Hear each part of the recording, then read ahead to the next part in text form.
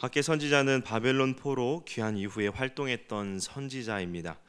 이스라엘 이 남유다는 바벨론에 의해서 기원전 586년에 멸망을 하죠. 이때 예루살렘 성전은 파기되었고 많은 이들이 바벨론으로 끌려가게 됩니다. 예레미야 선지자는 약 70년 뒤에 포로에서 귀환할 것을 예언을 하는데요. 이 예언은 바사 왕, 페르시아 왕 고레스 때 이루어집니다. 남유다를 멸망시켰던 이 바벨론도 하나님의 심판을 받게 되는데요. 기원전 538년에 이 바사 왕, 이 페르시아 왕 고레스에게 정복을 당하게 됩니다. 왜 바벨론이 멸망하게 되었을까요? 바벨론은 하나님께서 이스라엘을 심판하는 도구로 허락하셨지만 이를 깨닫지 못하고 교만하게 하나님을 대적하였기에 심판, 멸망을 당하게 된 것입니다. 하나님께서는 예레미야 선지자를 통하여 하신 말씀을 이루시기 위하여 이 바사왕 고레스의 마음을 감동시켜서 바벨론의 포로가 되었던 이스라엘 백성들로 하여금 예루살렘으로 귀환하도록 하십니다. 하나님께서는 비록 하나님과 맺은 언약을 파기하고 하나님을 저버리며 이 죄 가운데 살았던 이스라엘을 진노로 심판 징계하셨지만 자비와 긍휼을 베푸셔서 바사왕 고레스의 손을 통해 하나님께서 해방시키셨던 것입니다. 하나님의 은혜로 이 고레스의 칙령을 받은 상당수의 유대인들은 이제 예루살렘 자기들의 고향으로 귀환하는데요. 그 1차 포로자 명단이 에스라 2장에 기록되어 있습니다. 수르바벨의 지도하에 약 4만 명의 유대인들이 귀환을 했고 하나님께서는 돌아온 이들을 통해 영광을 받으시기 위하여 그들로 하여금 이 성전, 무너지고 없어졌던 성전을 재건하도록 명령하시고 그 다음 해 유대인들은 성전 재건 작업에 착수합니다. 그러나 성전 재건 사업은 여러 가지 요인들로 인해서 중단되는데요. 외적인 요인으로는 사마리아인들이 성전 건축을 방해했기 때문입니다. 에스라 4장에 기록되어 있죠. 이 사마리아 사람들은 순수 이스라엘 사람들이 아니었습니다. 그런데도 이들이 성전 재건에 동참하고자 했던 것은 남유다의 땅에 세력을 키워가고 있었는데 이 남유다의 땅에 남유다 백성들이 귀환하여 성전을 재건하는 것 때문에 자신들의 이 기득권이 빼앗기게 될까봐 염려했던 것입니다. 이에 이 사마리아 사람들은 이 유다 사람들의 신앙을 약하게 만들고 민족적으로도 혼합시키고자 이 성전 재건 작업에 동참하겠다고 나서죠. 이들은 매우 집요하게 이거에 대해서 계속해서 동참하겠다고 하지만 남유다 백성들은 이를 거절하자 집요하게 방해하면서 성전 재건 공사를 중단시키게 됩니다. 어제도 보았지만 바사왕 다리오 2년까지 약 16년 동안 성전 재건 공사가 중단되도록 만든 것입니다. 그리고 성전 재건 중단의 또 다른 이유, 내적인 이유가 있었는데요. 그 내용이 어제 본 학계 1장의 말씀입니다. 당시 예루살렘과 주변 지역은 거의 폐허처럼 방치되어 있었고 여기에 더해서 주변 민족들의 약탈과 또 자연재해로 흉작이 계속해서 있었습니다. 귀환한 남유다 백성들은 당장 먹고 살아야 하는 이 문제에 직면하여서 하나님의 성전을 돌아볼 여유가 없었던 것이죠. 이스라엘 백성들은 바벨론에서 이 안락한 삶을 버리고 예루살렘으로 돌아왔지만 하나님의 복을 기대하였던 과는 다르게 그들을 기다리고 있었던 것은 냉혹한 현실뿐이었던 것입니다. 생존 자체가 위험받는 상황에 처하자 당장 먹고 살 일에만 전념해서 이 성전 짓는 일, 하나님의 일을 등한시한 것입니다. 하나님의 일을 하기에는 삶이 너무나도 바쁘고 버겁다고 말하는 것이죠. 하나님께서 고레스를 통해서 이스라엘 백성들을 해방시키시고 그들의 땅으로 돌아오도록 한 분명한 목적이 있었는데 그것은 바로 이 무너진 예루살렘의 성전을 재건하는 일이었습니다. 성전은 그저 그들이 이루는 공동체 생활에 필요한 시설이 아니죠. 성전은 여호와 하나님의 임재를 상징하는 처소로 이 성전이 예루살렘에 존재한다는 것은 여호와 하나님께서 이스라엘 백성 가운데 함께 하시고 그들이 하나님을 중심으로 살아가고 있음을 의미하는 것이었습니다. 즉 성전 제거는 이스라엘 백성들이 죄를 뉘우치고 다시 하나님을 사랑하고 하나님의 말씀에 순종하며 살겠다는 이 신앙 회복의 결실과 열매인 것입니다. 그래서 하나님께서는 이스라엘 백성들이 하나님의 선민으로서 자신들의 정체성을 다시 온전히 회복하고 새 역사를 시작하도록 그들을 포로에서 귀환시키신 것이고 성전 재건을 명령하신 것입니다. 이러한 사명과 목적을 잃어버리고 자신들을 위한 삶을 16년 동안 살았지만 그 결과는 비참함 뿐이었습니다. 하나님께서 그들의 삶을 흩어버리심으로 부를 축적하지 못했고 또 삶의 만족을 누리지도 못했던 것입니다. 이러한 남유다 백성들에게 하나님께서는 학개 선지자를 통해서 성전 재건에 힘쓰도록 격려하신 것입니다. 하나님의 성전을 재건한다면 그것으로 말미암아 기뻐하고 또 영광을 얻을 것이라고 어제 1장에 말씀했죠. 이에 감동된 이 총독과 대제사장 그리고 모든 백성들은 드디어 공사를 다시 시작합니다. 학개가 선포한 이 하나님의 말씀을 들은 지 23일 만에 성전 재건을 다시 시작한 것입니다. 하나님께서는 한 번 더 학개 선지자를 통해서 성전 재건 공사를 독려하는데요. 2장 1절에 보시면 일곱째 달 곧 그 달 21일에 여호와의 말씀이 선지자 학개에게 임하니라 이르시되라고 말씀합니다. 성전 재건 공사가 다시 재개된 날 이 6월 24일이었는데 그로부터 약 27일 정도 흐른 후에 7월 21일에 하나님께서 학개 선지자로 다시 말씀을 주셔서 또 선포케 하신 것입니다. 왜 이 시기에 하나님께서 다시 또 학개 선지자로 하여금 말씀을 하게 하셨는가? 그 이유가 3절에 말씀하고 있는데요. 3절을 보시면 너희 가운데 남아있는 자 중에서 이 성전의 이전 영광을 본 자가 누구냐?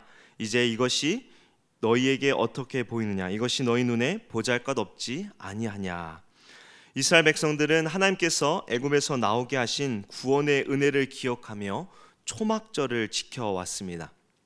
이 장막절이라고도 불리는 초막절은 이제 전통적으로 7월 15일부터 7일 동안 집이 아닌 초막, 이 장막에서 지켜졌는데요.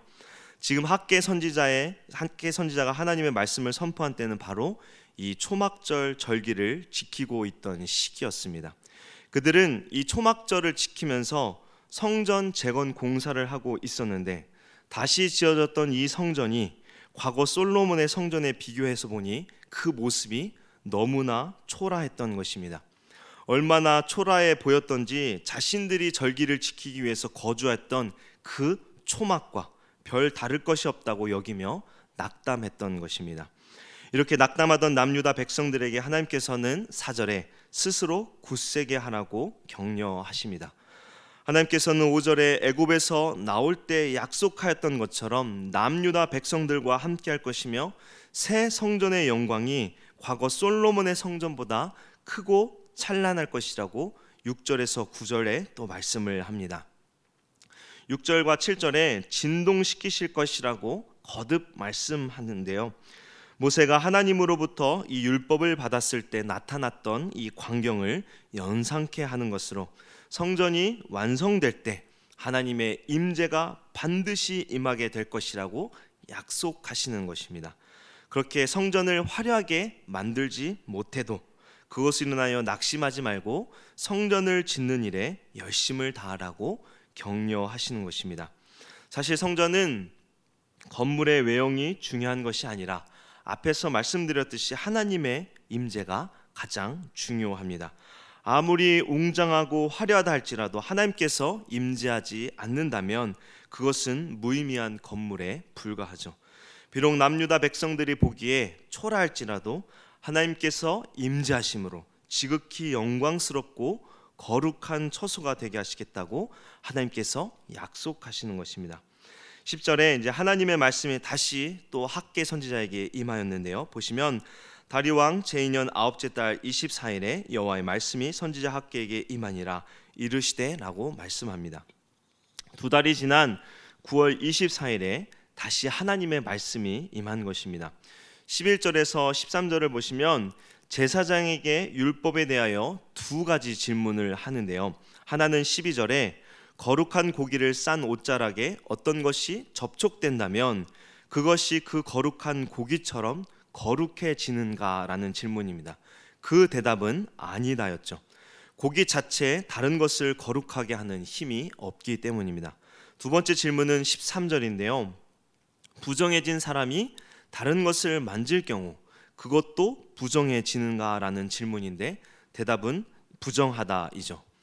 이 두 질문은 부정한 것에 닿는 것은 부정하게 되지만 거룩한 것은 다른 것을 성결하게 할 수 없음을 확인시키는 질문으로 당시 이 남유다 백성들의 모습을 지적한 것입니다.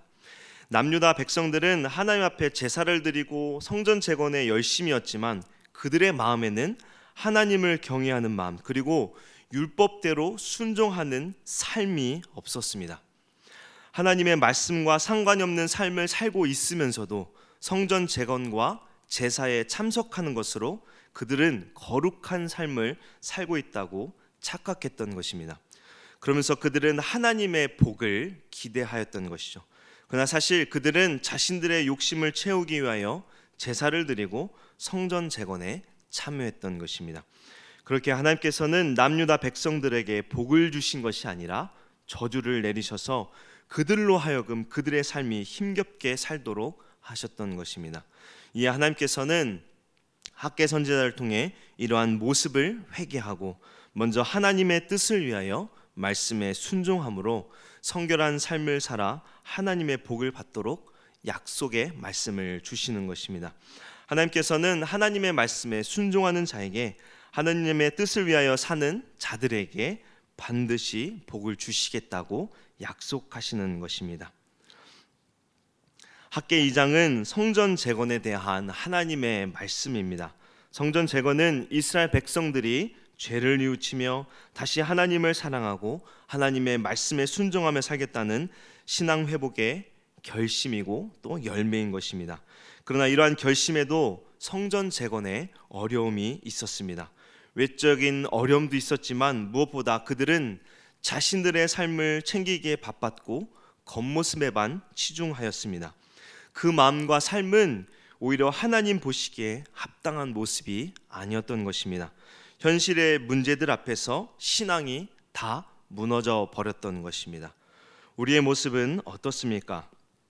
현실의 문제 앞에서 하나님의 뜻을 발견하지 못하고 자신의 이 삶만을 위해서 살고 있지는 않은지요?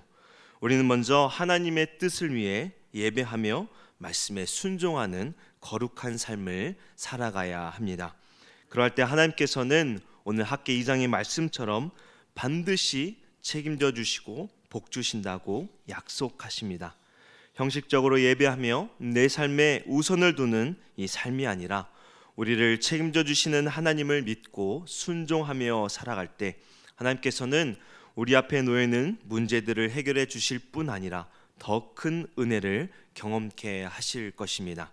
이것을 믿고 어떠한 상황에서도 거룩한 마음과 삶을 살아가는, 그래서 하나님께서 베푸시는 복을 풍성히 경험하는 우리 모두 되기를 주님의 이름으로 축원합니다. 함께 기도하겠습니다. 은혜가 풍성한 하나님, 오늘도 우리를 깨우시고 주의 말씀을 듣게 하시니 감사드립니다. 성전 재건의 명령 앞에 자신들의 삶이 먼저였고 겉모습에만 치중하며 하나님 앞에 거룩한 삶을 살지 못했던 남유다 백성들을 통해 우리의 모습을 돌아보게 하옵소서. 하나님 앞에 회개하며 현실 앞에 낙심하거나 그것에 마음을 뺏는 것이 아니라 먼저 마음과 삶이 하나님께서 기뻐하시는 거룩한 삶이 되도록 우리를 굳건히 붙잡아 주옵소서. 겸손히 말씀에 순종할 때 우리를 책임져 주시는 하나님의 은혜를 삶 속에서 풍성히 경험하는 죄 백성들 되기를 원하오니 우리 가운데 함께하사 선하게 인도하여 주옵소서. 우리의 연약함 가운데 또한 주께 간구하오니 우리의 기도를 들으시고 하나님의 뜻이 우리 간구 가운데 응답되어지게 하여 주옵소서. 감사드리며 우리를 죄에서 구원하신 예수 그리스도 이름으로 기도합니다. 아멘.